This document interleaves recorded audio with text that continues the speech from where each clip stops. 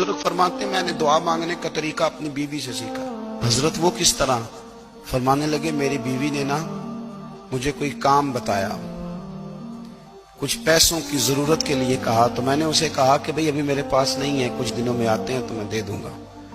عورتوں کی عادت ہوتی ہے وہ بار بار یاد کراتی ہیں۔ 2-4 دنوں کے بعد پھر اس نے کہا حضرت وہ میں نے کہا تھا کچھ پیسے، میں نے اسے کہا کہ ابھی میرے پاس نہیں ہے، کچھ دنوں میں ملتے ہیں تو میں تمہیں دے دوں گا۔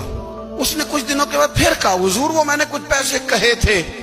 فرماتے میں نے ڈانٹ دیا، میں نے کہا کہ کیا تو روز مجھے شرمندہ کرتی ہے، کہا نا میرے پاس نہیں ہے، ہوں گے تو دے دوں گا، تو روز یاد کراتی ہے۔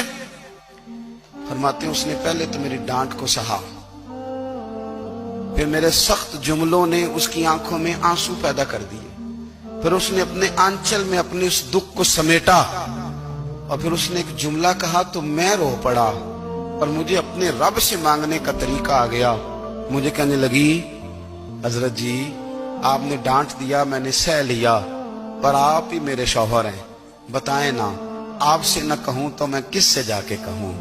فرماتے ہیں میں رو پڑا، اور میں کھل کے رویا، اور میں تڑپ کے رویا، اور پھر میری سسکیاں بند گئیں۔ تو مجھے کہنے لگی آپ کو کیا ہوا؟ میں نے کہا مجھے بھی دعا مانگنی آ گئی ہے۔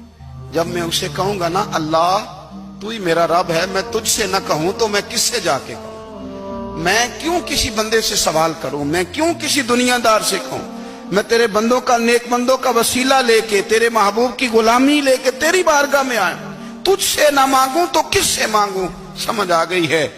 جب میں اس رنگ میں مانگوں گا تو پھر رب میرے اوپر بڑا ہی فضل فرمائے گا۔